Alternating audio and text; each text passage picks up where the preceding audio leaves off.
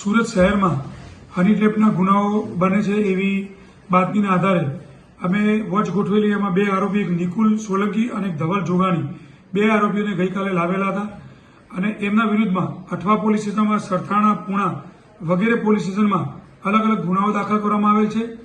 અમારી જનતાને એવી અપીલ છે કે આ બંને આરોપીઓના ફોટાઓ અમે એમાં મૂકેલા છે.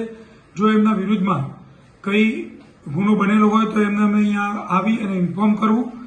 અમુક નાગરિકો જે પોતાની ઇજ્જત કે નામ ન આવે એના કારણે અહીંયા ફરિયાદ કરવા આવતા નથી હોતા, તો અમને આ 2 આરોપી સિવાય પણ એમની સાથે જો આવો બનાવ બનેલો હોય તો એમની ઓળખ છુપી રાખી અને ક્રાઇમ બ્રાન્ચ કાર્યવાહી કરશે. તો તમામ જનતાને વિનંતી છે, આવો કોઈ એમની સાથે બનાવ બને તો ક્રાઇમ બ્રાન્ચનો સંપર્ક કરવા વિનંતી છે. કેટલાક લોકો ફરિયાદ કરવાનું ટાળતા હોય છે કારણ કે તેઓ પોતાની બદનામી થશે તેવા ડરથી ફરિયાદ કરતા નથી. એટલા માટે જ અમે જનતાને રિક્વેસ્ટ કરીએ છીએ કે તમારી ઓળખ છુપી રાખવામાં આવશે. તમે અમારો સંપર્ક કરો. આ પ્રકારનો બનાવ તમારી સાથે બન્યો હોય તો તમને ન્યાય આપવામાં આવશે.